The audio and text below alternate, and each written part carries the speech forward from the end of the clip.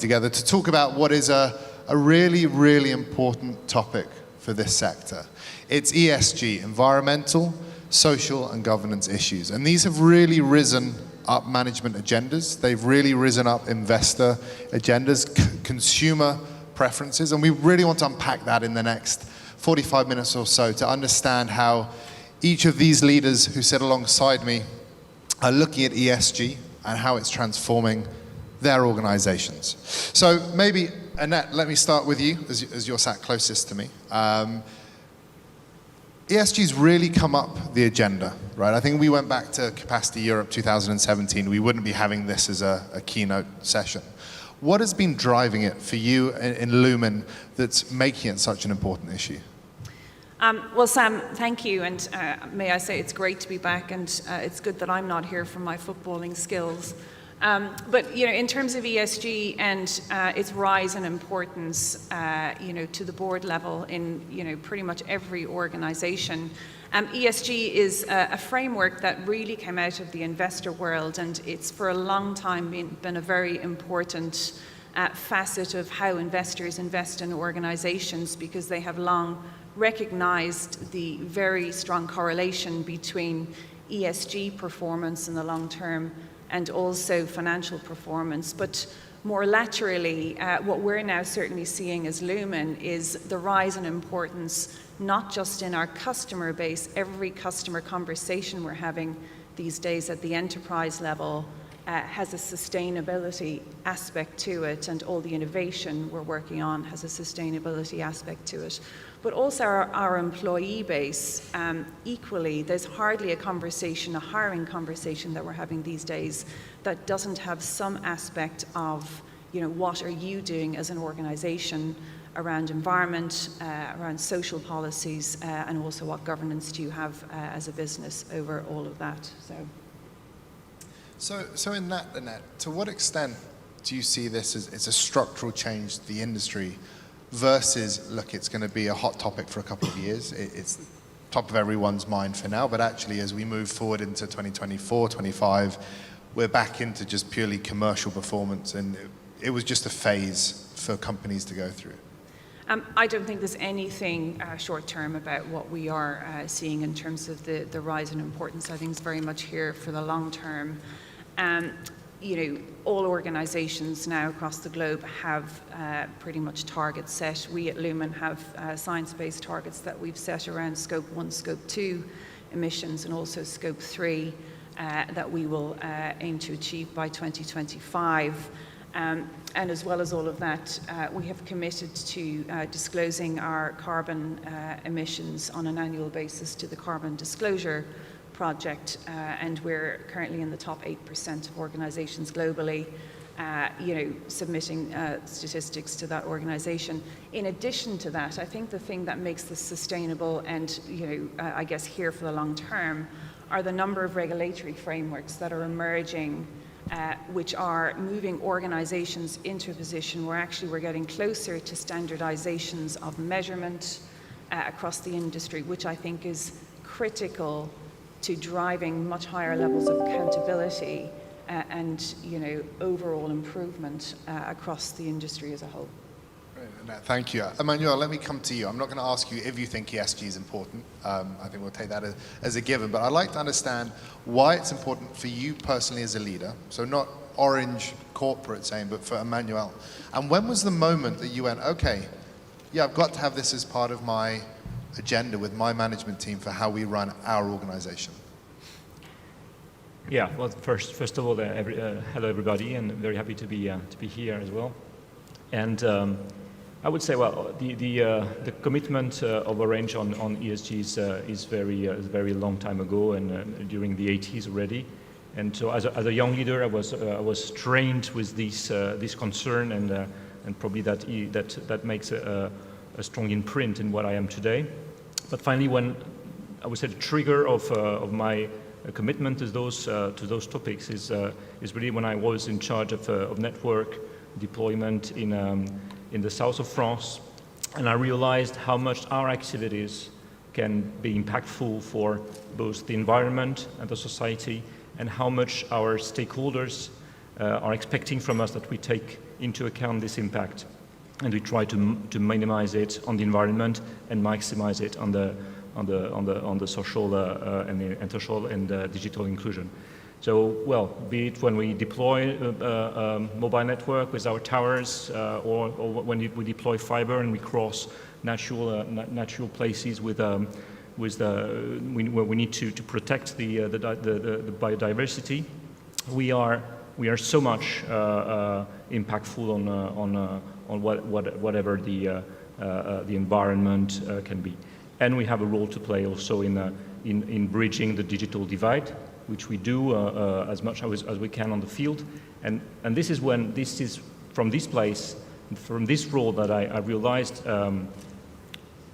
that this topic was really important for us, for our sustainability in the future, but also for all our stakeholders around us. And to what extent in Orange is this, you're doing it because it's a right thing to drive your business, versus you believe increasingly it's expected of Orange because it's such a hot topic in the industry at the moment? You know, it's the push from Orange versus the pull from stakeholders around you.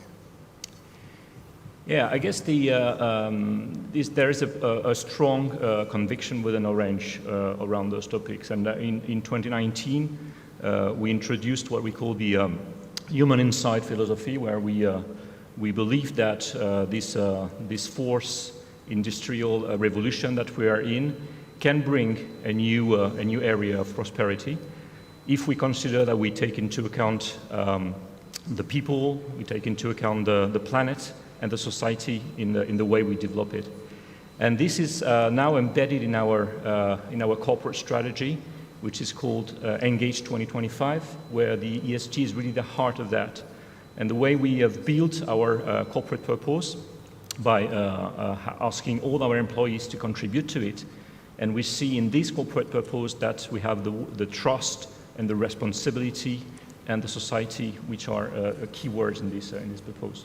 So really, we have this in our DNA, and we push it forward very strongly.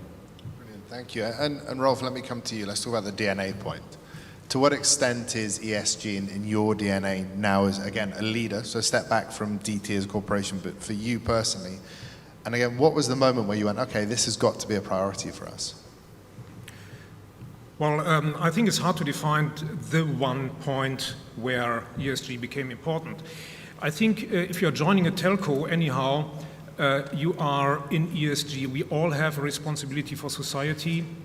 We all have a strong responsibility in our business here, to connect the world. For me personally, the environmental topic, I was somehow personally affected when I was a young boy. My father was an environmentalist in my home country, my hometown. And we had strict rules in our family how to deal with nature. You know, not taking the car, not really going, taking the plane for vacation. So there was really a mindset already in our family at that point in time that environmental topics are very, very important. And I think as a leader, it's important that you always find the balance between what are economical impacts that you have and what can you do on the ESG topics. And as a leader anyhow, how you need to be a good leader when you are good in balancing that.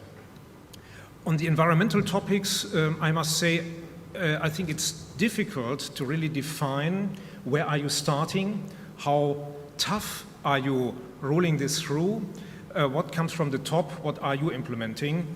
And I think here in, of course, our environment, in our business here, it's very much on what you can do as a leader for your business.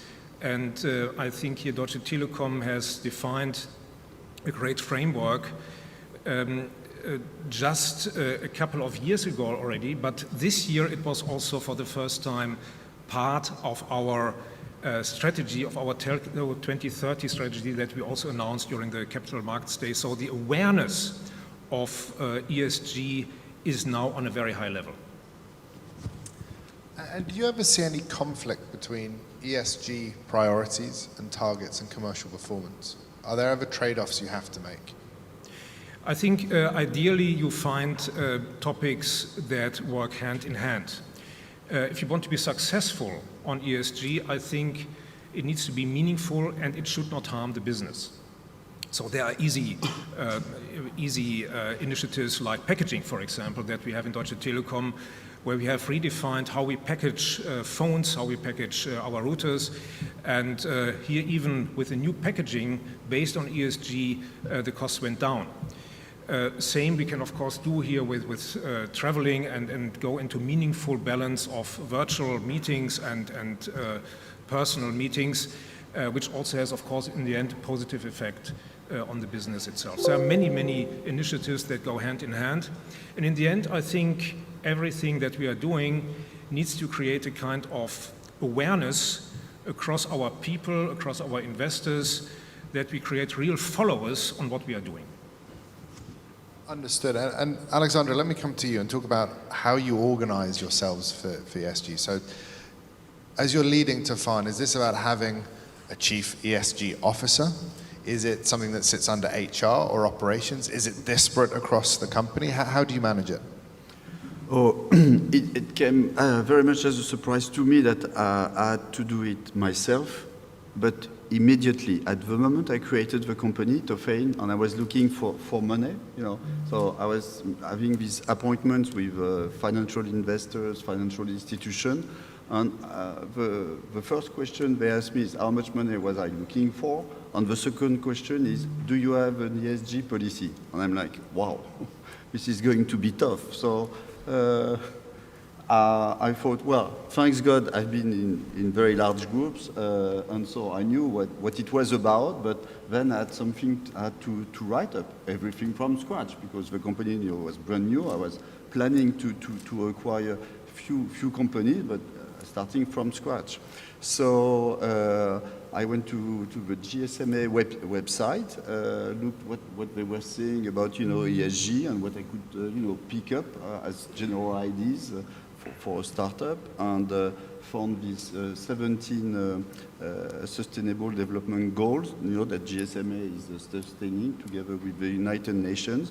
So I went on to then the United Nations website and found that indeed for our global industry, the UN is quite adapted, because they have this global compact program that can fit for first the planet, obviously, all the nations, but also for each adaptable to each country. So I said, okay, let's go for that. So as subscriber, I decided to go to this program, and then again it became very personal. I had to write a letter myself. The formula I printed. It was I writing to Antonio Guterres, the General Secretary of the United Nations himself, and I had to write a handwritten letter. So, of course, that's what I've done. Obviously, they accepted us, and then I could get the money, and then I was able to go by iBasis and the 4 other companies we bought since then. And how are you leading it now? So do you have a member of your management team who's responsible for generating a strategy, implementing a strategy, or is it disparate across the organization? So can you repeat that? Yeah, do you have a single executive responsible, apart from yourself, for implementing ESG? Or is it disparate initiatives across an organization? Oh, no, it's very structured across the board. All the executive members of the team are in charge of deploying in each country what we want to do. Obviously, since we are now in 20 countries, it means that we have 20 programs which are at the same time designed for a country and globally for the company. And for us, what's really the first priorities we have, that's within this compact global program. It's about labor, about environment, and the third one about anti-corruption. Carrie, let me come to you. How are you doing it in Colt? Right, I'm assuming you're leading from the front, but how are you organizing? How are you setting targets? How are you measuring progress? I think that's the key, Sam. When you look at this, the first thing that you have to consider, like you do with any other part of your business, is how do I measure this so that I know where I'm starting from? and how I'm progressing along the way so that those elements of change can come into consideration in a monthly operational review and be driven centrally in our strategy. So if you take ESG, the way that we're looking at that is on the E, we're driving science-based targets. We've signed up to Scope 1, Scope 2, and Scope 3, which is, we all know, is quite difficult to do because it requires all of you in this room and all of you on the video cast to participate and ensure that our supply chains are set up for success. And we push our procurement in the direction of ensuring that we're working with companies that are enabling a net zero carbon by 2030, moonshot to actually be achieved. If you look at the S, we have to start looking at how we're actually driving measurements around diversity, equity, inclusion, and advocacy. And we're working with the TM Forum in order to launch an initiative there where we have a benchmark and we're driving an industry standard, much like Net Promoter Score, NPS, on customer experience. We need to start measuring this on DE&I as well. And so it starts with the measurement there. And when it comes to governance, it's no different. We have to sign up to binding corporate rules to ensure that data protection, data governance is at the heart and the center of everything that we do. So Sam, it's across our entire business. We do have a lead that is driving it. Our general counsel is who is the lead on sustainability, but it's an element that's associated with every single one of my leaders' strategic plans for the next 3 years. I don't think you can get to 2030 if you don't have a long-term plan around this. So it's in our strategic plan across the business. Brilliant. And in that, Kerry, I mean, how much more complex does it make the management of stakeholders? So you've got shareholders, you've got your employees, you've got customers, you've got suppliers. I think we can agree that ESG is good and it needs to be measured to demonstrate how good it is. But does it add that layer of complexity that if you go back a couple of years ago, you didn't have when you're managing a board, you're looking at employee satisfaction surveys, talking, I think Annette mentioned recruitment, you've got to look at the supply chain. How do you manage that complexity without cost, incremental cost on the business?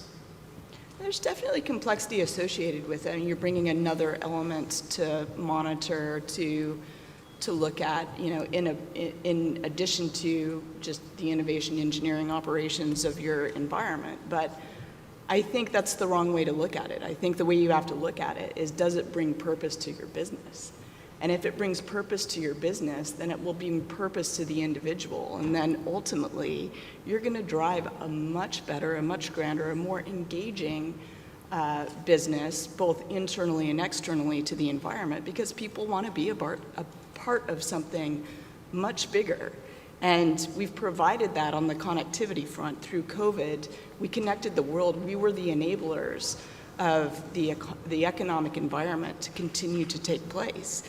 My feeling on this is, if you bring it down to the individual employee level, if you bring it to the individual customer base, then there's a level of purpose that we desperately need in this world right now, and we desperately need in this industry. And one of the ways that we're doing that, for example, is we've partnered with our travel agency, and we've actually innovated. We've built a program to measure on an individual basis the carbon impact of the travel that our employees make. And we've now launched that out, and there's a task on every single trip that our employees take. And so, we've cut our travel budgets by 50% already, but then now that it's not where you're traveling, it's why are you traveling? And that's the first question that our employees have to answer. And then second, they have to understand that there's about a 10% tasking on that, because we're going to offset the carbon emissions for that travel and that trip that they're taking. So it takes it down to the personal level so that they feel the responsibility and they feel that the impact that they're having, and it gives them a sense of purpose that, again, we desperately need. Fantastic. And I think I love that. It's about purpose. And is that what you've seen in Lumen? Is this really, we call it ESG, and there's targets and there's UN, but are we going through something, maybe COVID has accelerated or heightened this feeling, but employees and investors are looking for purpose, not just financial results. Yeah, absolutely. Sustainability in the broader sense over ESG needs to be enabled by technology, and I think in terms of how we are looking at it as an organization, more than having a separate strategy, more than having someone on the board who's responsible for it, it's an all-pervasive strategy. It's a strategy that is included in everything we do.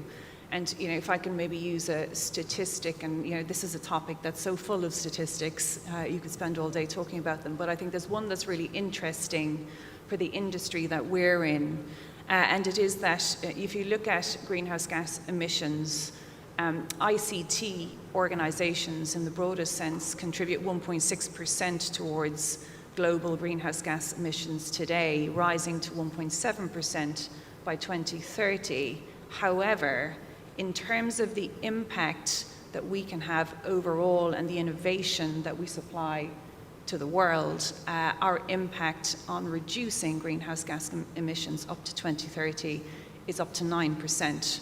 So when you look at a statistic like that, the purpose, if you will, for both Lumen as an organization and the broader industry becomes very clear.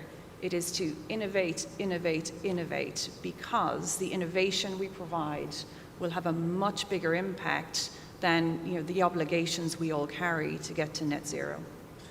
And as you're in Lumen defining that purpose, how are conversations internally changing, right? Is this something where, again, if you go back 2 years ago, you weren't maybe having town halls or focus groups internally, and now you are? I mean, how do you get to distill at the employee level, like Kerry has given the examples of the offsetting the carbon? How do you get to an individual level where they see that purpose in Lumen to then translate that into actions? It's a very interesting question, and I guess for us, what we're seeing is the emergence of pockets of individuals across the organization whose roles are evolving into roles that are all about ESG and sustainability. And a very good example of this is, we have a function that's called technology strategists, and they are consultants that sit within our enterprise client base. And those individuals, without exception in those teams, have now become the advocates for sustainability, because the conversations they are having all day long, both externally with clients and internally with staff on projects, it's all about sustainability, and it's all about how do we make a difference. But in that, so I mean, again, we talk about ESG, and on the panel this morning, I think every time there's been an example, it's been environmental. No one's got onto fair governance yet. We can have half an hour of a governance chat in a bit, but is this really about, is sustainability, and environmental sustainability, is that really leading the way at this stage, or are there other issues you're finding that are just as important to employees and to customers and broader stakeholders? So we conducted a material issues analysis across all of the stakeholders that kind of sit within our ESG framework, really to inform how we shape our ESG framework of the future. And it was interesting, whilst they all had kind of different, this is my top concern, the consistent theme that came from all of them, so if you rank weight of them, was actually not environment or emissions. It was, I want you to have the most resilient network, and privacy and security were right up there, as well as concerns or things that we needed to ensure as an organization we were doing as well as we possibly could. And this was a framework that was very clearly set out to inform our ESG framework going forward. So, I thought that was very interesting, and it goes to the point I was making just a moment ago on our impact as an industry. That the concern, the thing that we need to work on most once we've done the hygiene around our own internal footprint is that level of innovation to drive the agenda forward across other industries. Brilliant, thank you, Anna. And let me take that theme forward, Emmanuel, with yourself. So firstly, I'd like to understand, in Orange, E versus S versus G. What's the balance between them? And then looking at what you can achieve as Orange and what you can achieve beyond Orange across the ESG. So let's start with E versus S versus G. Are they all equal or difference of importance? Well, I think we are quite balanced between the three letters, and we have chosen to focus on 6 sustainable development goals from the United Nations, and we have 2 on E, 2 on G, and 2 on S. So this is really balanced, and even if for sure the environmental topic is probably the most easy to communicate, and probably also the one on which our customers and our employees are waiting from us to be very active. And I remember a study from Deloitte last year showing that 43% of the customers are choosing their brand based on the environmental commitment, 34% on ethics. So this is this is quite balanced, but still environment is still a major concern. But we try to have this balanced approach, and for us the inclusion and digital inclusion is very important and a long-lasting goal that we have. And how do you set what good looks like, right? Because it's maybe easier on environmental, so we're going to be net zero by year. Yeah. But how do you work to set a benchmark, say, right, we know that by the end of 2022, by the end of 2023, this is good. It's not just progress, but it's actually good. Yeah, that's a tricky question. I think the goals we have to take in this domain has to be balanced between, I would say, science-based indicators, which is really the key issues we have and will have with this ESG topic in the future, to see how do we measure the reality of the commitments that the enterprise are taking, and then we need to have also a more qualitative approach, more distributed approach. And I see the power that we have in Orange is the fact that we have really embedded ESG in our corporate strategy. And with this is a call to all our employees and probably as well to all our customers to think of how at their level they can contribute and what type of commitment or engagement they can take towards the planet or the society. And this is very powerful because this is bringing on top of the programs that we manage at group level. We have also a number of initiatives that are emerging on the field, which are very interesting and giving way to be spread across the group. Fantastic. And I think you touched on a point there about sort of encouraging customers. And I think in this part of the industry, you often think about it's the provision of connectivity, but you have huge, particularly yourself and Rolf, and I'm coming to you, Rolf, now, huge international customer bases, enterprise and consumer. How do you look in DT at your responsibility to drive ESG into your customers?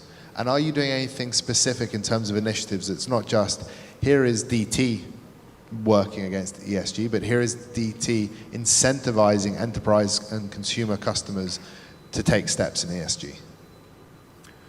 Yeah, that's a very good question. I think the expectation from our customers is, first of all, that we are taking action as Deutsche Telekom. Yeah, and this step that I mentioned before, that we have defined it as part of our strategy, is a very important one. The next step, that we also have communicated our goals within the next years. So 2011, we are also now on the electricity, only green energy. We are 100% on green energy. So we are taking step by step. 2025, we are on scope 2 and scope 1. We are net neutral, and we have also a target on 2030 that we are reducing on the value chain 25% of carbon, which is of course the trickiest part, because when we talk about value chain, this in the end also includes our customers and also international customers. I think when we want to influence and when we want to lead, it's very much about the mindset, yeah. And a mindset is more than just communicating things and having goals. Is that really our people are waking up in the morning and they think about how can I deal with environmental and ESG topics in a way that I create an impact. And I think doing so, having all the programs in place, having green ambassadors in our at Deutsche Telekom, where people are as ambassadors taking these topics up, we are bringing these examples also into the direction of our customers. They see that, they hear that, and hopefully they follow. And of course, the biggest impact is not only on the customer side, it's mainly on the procurement side, driving the value chain into an area where really carbon reduction is going to happen. We have also, of course, done a big analysis on the topic, where is the highest impact? And Carrie, you mentioned scope 1, scope 2, scope 3. Scope 3 is the value chain. On our side, 85% of the carbon is generated by the value chain. So we have to look into our customer base. We have to look, of course, into our procurement and really define and influence the whole value chain, which definitely is a very, very tough topic to do. And leading here by example, I would say, is the only way to achieve that goal. So you said it's very tough to do, so I'm going to ask you then, what are you doing specifically with your supply chain to nudge it in the right direction? Yeah, also I mentioned already the packaging, which is a very important topic, avoiding waste. The second thing is we are changing the logic, how we are, and I know we talk about Deutsche Telekom as such, how we are dealing with mobile phones, which are on the value chain, of course, having a big impact.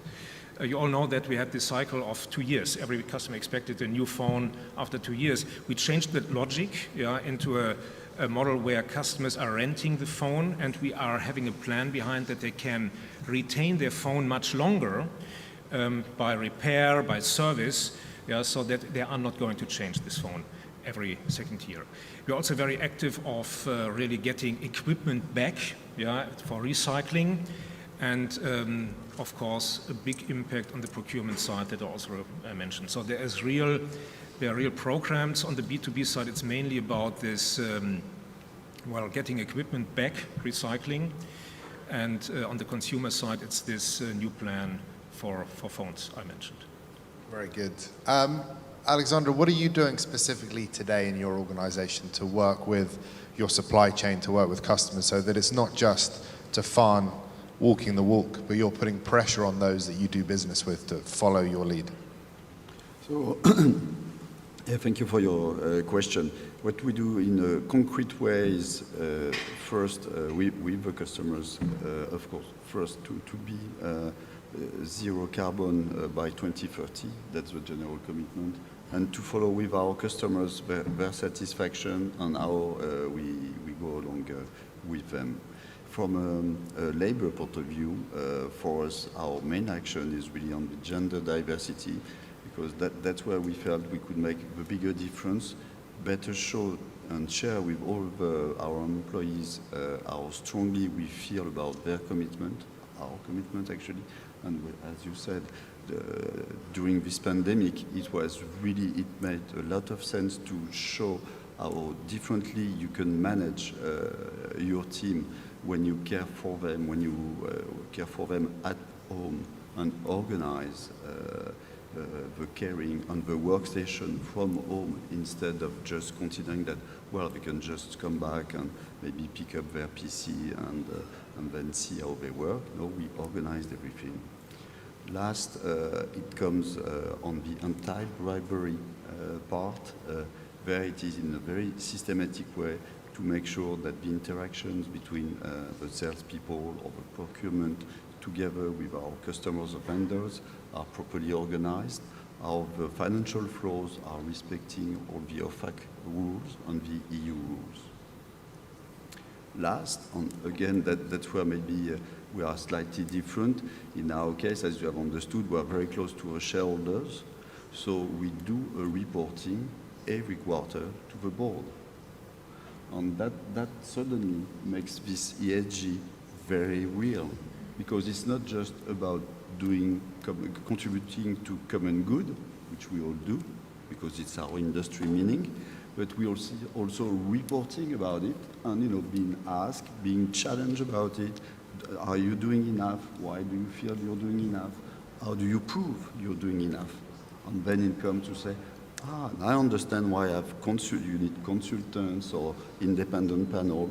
So first we have onboarded an independent board member, of course, in the gender diversity type, to make sure we have several box check at the same time.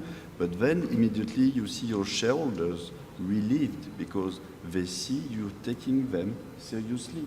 It's not just that we have to do it. It is the way the world wants to go to. And last, we make a general survey that we pay the consultants obviously to do that, but we do not monitor the result. We just have to accept the result and then schedule a program to correct for the next year to make sure the next year, the following year, we are improving. Thank you, Alexander. Nothing like a quarterly board meeting to keep you on your toes, right? Kerry, you're some way through the journey on ESG. I mean, what would you summarize as your key learnings in terms of where can you really make the biggest impact versus what is noise?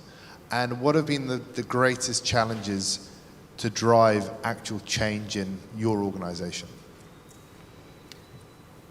We definitely have been on a journey in all three of the elements, you know, E, S, and G. And I think Annette mentioned innovation earlier, and I think that's a big aspect to this. You know, one of the learnings that we had, which was kind of a fun learning, was we're working with a company called N2S, and we're looking at bioleaching. And bioleaching actually will apply the opportunity for us to take some of the copper footprint, for example, some of the natural materials, and actually recycle and reuse them. And so I think, you know, one of the learnings in a good way was there are some innovative companies out there through the supply chain that we can work with, and we can look at the circular economy in a completely different way.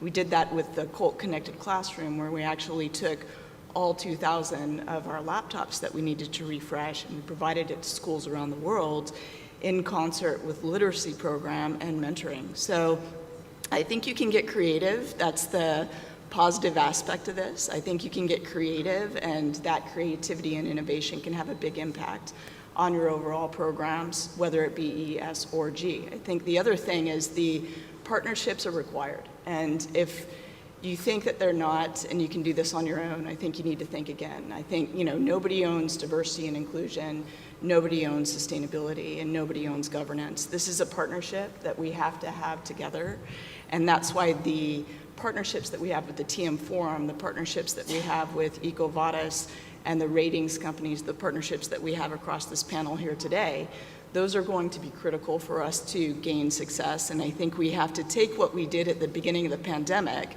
which was come together for the greater good of society. And we have to ensure that we're continuing that feeling and that construct as we look at ESG going forward. I think when it comes to challenges, one of the biggest problems that we have is obtaining the data that's required in order for us to understand what's going on. And I'll take the S side of this. Through the pilot program that we ran through the TM Forum to create the Inclusion and Diversity Index, the biggest challenge that we had was actually obtaining the data across the different groups. We know here in Europe we have works councils that we have to go through. Those can be quite challenging, but it's possible to do it. So you don't give up because it's hard. We have to continue to do it because it's hard. And I think that that's something that we have to work on. And it's, again, I go back to the partnerships, but there's ways that you can use independent parties in order to help your employees feel comfortable in providing the data on whether they have a disability, whether they have a sexual preference, whether they have another diverse element that maybe they're not comfortable providing to their company directly because of fear of misuse. But we can do through independent parties like the TM Forum in order to enable us to get the data that we need so we can understand the benchmark, and then that will enable us to progress forward. So I fully agree. Data is going to be critical to measure this going forward. Is that something where organizations like these sitting here, Kerry, alongside you, need to share their data with each other in a safe way as well, so you can benchmark? We go back to the question of what does good look like. I think everybody's on their journey. You're all at different stages of your journey, but it's, unless you create a common sort of comparator, it's hard to know are you doing well or not well. Would you agree? I completely agree, and that's why I think, we're fortunate that the environmental aspect is so big, so we know what Scope 1, Scope 2, and Scope 3 look like on the science-based targets. That's a unified definition that we can align to. We need it on inclusion and diversity, and that's what we're striving for with the IDS score, is to have this unified definition that, yeah, is somewhat adaptable, it's flexible, but it's simple enough for us to create that benchmark across. Corporate binding rules are the same thing. It creates that definition across the governance aspect of it. I think these measurements are critical, and it's absolutely critical that we continue to evolve them as well, because the reality is, we all know that if you put a measurement out there, over time it's going to change because you're going to progress forward, and we need to make sure that we're creating an adaptable element into it so that we can actually move forward. But I have to say, I have to give a shout out to the GLF, because the GLF recognized through one of the studies that was performed on IDS that one of the critical elements was actually creating the advocacy at the C level.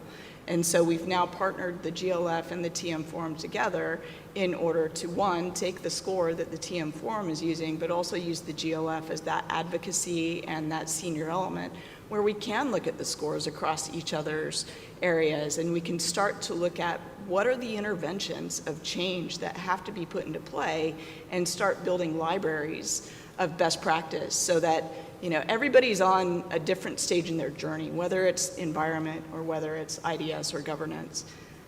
No one owns it at the end of the day. So if we work together and we provide a level of transparency as to where we are in that journey, I think a lot of help can come into the equation through these interventions, through these C-level councils, through the advocacy groups and the employee resource groups that we're building, whether it be a green team or it be a diversity network.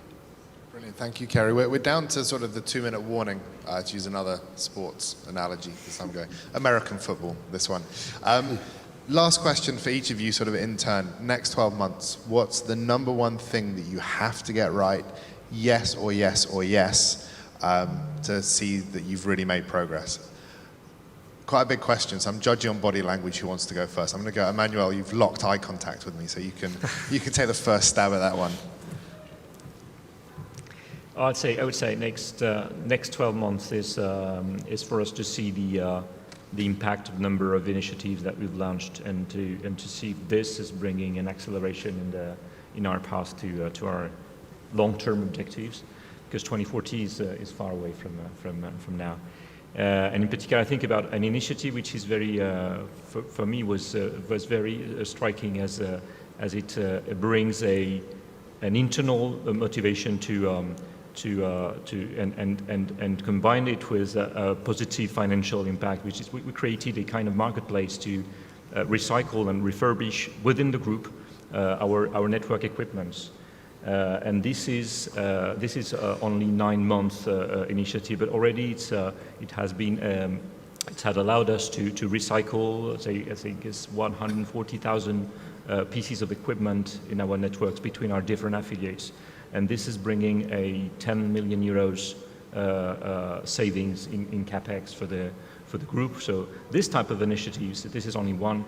We have to look at how this is bringing both a contribution to our global objectives, but also a very strong signal to our employees and our customers to continue to innovate and continue to find ways to contribute to our ESG goals. Brilliant, Emmanuel. Let me come next to Rolf. What is your? And we're literally in overtime now, to use my next sports analogy. Well, so our quickly. number one activity is, first of all, to break down the Telco 2030 strategy into our organization, including ESG. What can we do? And this goes along very much with innovation. We all know that digitalization is a strong driver also for economical and sustainability prevention. So in this case, we also have to define for our unit what exactly can we do, that is paying here into ESG in a very, very strong way, supporting digitalization at the same time, supporting sustainability, and also the S and the G targets. This is what we are doing right now. Brilliant, thank you very much. Alexandra, let me come to you. Okay. So for me, it's really first to reach that 40% gender diversity target for this year and continue next year, and two, to have our ESG program presented by the executive team to the board, validated by the board, and within 12 months, make it happen. Thank you. I'll come Kerry to yourself, then finish with Annette. For me, it's really creating that sense of purpose and that sense of attachment to each one of these elements at a very personal level. And I think there's a motivation element and an excitement element that we need to bring to this as an industry, because we can change the world. We're third as far as ranking on energy consumption, and Annette gave you some of those numbers earlier. So the reality is we can be one of the massive contributors to change, whether it be DE&I, whether it be sustainability on the environment side or governance. And I think that we have a sense of purpose and a sense of awareness that needs to be brought into the individual level. And we're sending two people to Antarctica in March with Robert Swan in order to gain more insight as to what we can do and to work with other companies like Shell and others to understand what that can be, but also very importantly, come back and motivate maybe some other people to be excited about this change. Fantastic. Annette. I guess building on the point of purpose again that Kerry's just mentioned, I think we have a unique opportunity in this industry to advance the conversation significantly from obligations around net zero to really drive the kind of net positive impact forward that we can create. And within the four walls of Lumen, we have digital ventures team that's been set up in an incubator unit where we take technologies from startups and smaller organizations, invest in them for sustainability reasons and advance them in that way. So seeing that take off in the next 12 months would be exciting. But also just on the broader ESG, advancing our diversity, inclusion and belonging agenda much more significantly through hard metrics that we're currently implementing throughout the organization is right up there in terms of objectives, as are advancing the metrics to ensure we get to a point where we have greater levels of standardization across the industry so that everyone can be more accountable to the measurements that we all adhere to. Brilliant. Thank you very much, everybody. I think it's been fascinating to hear this industry has a sense of purpose. It's wanting to generate impact, and it's wanting to measure that impact far beyond just pure commercial performance. So very interesting discussion this morning. Thank you very much to Kerry, Alexandra, Rolf, Emmanuel, and Annette for your time, and thank you everybody for joining us in the room and online. Hopefully this conversation will continue in all of your organizations in different forms, and I wish you all the best for a very successful Capacity Europe. Thank you.